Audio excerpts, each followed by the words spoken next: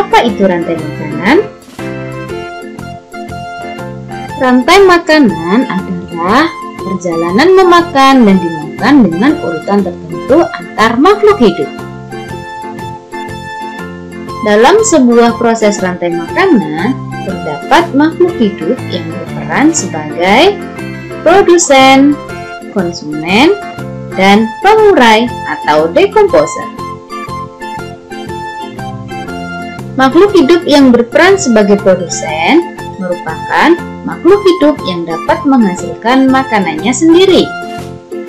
Kemudian, makhluk hidup yang berperan sebagai konsumen merupakan makhluk hidup yang berperan sebagai pemakan bahan organik atau energi yang dihasilkan oleh produsen.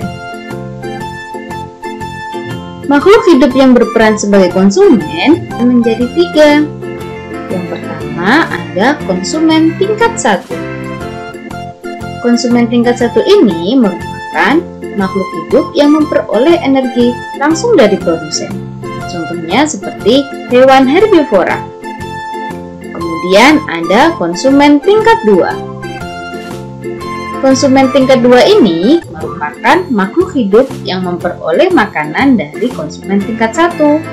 Biasanya yang berperan sebagai konsumen tingkat 2 ini yaitu hewan karnivora. Dan yang ketiga ada konsumen tingkat 3. Konsumen tingkat 3 ini merupakan makhluk hidup yang memperoleh makanan dari konsumen tingkat 2. Selanjutnya yaitu pengurai atau dekomposer. Pengurai ini merupakan makhluk hidup yang menguraikan kembali zat-zat yang semula terdapat dalam tubuh hewan atau tumbuhan yang telah mati.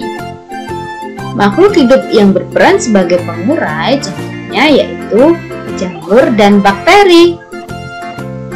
Berikut contoh rantai makanan pada ekosistem sawah. Yang pertama yaitu padi yang berperan sebagai produsen. Kemudian padi ini akan dimakan oleh burung pipit. Burung pipit ini berperan sebagai konsumen 1. Kemudian burung pipit akan dimakan oleh ular. Ular berperan sebagai konsumen 2. Kemudian ular akan dimakan oleh burung elang. Burung elang merupakan konsumen 3.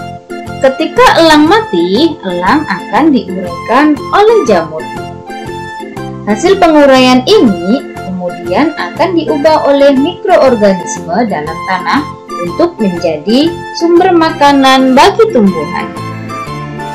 Kemudian ada rantai makanan pada ekosistem laut. Di sini ada fitoplankton sebagai produsen. Kemudian fitoplankton ini akan dimakan oleh udang sebagai konsumen 1. Kemudian udang akan dimakan oleh ikan tuna sebagai konsumen 2. Dan ikan tuna akan dimakan oleh singa laut sebagai konsumen 3. Setelah singa mati, singa akan diuraikan oleh bakteri sebagai pengurai. Itu tadi materi tentang rantai makanan.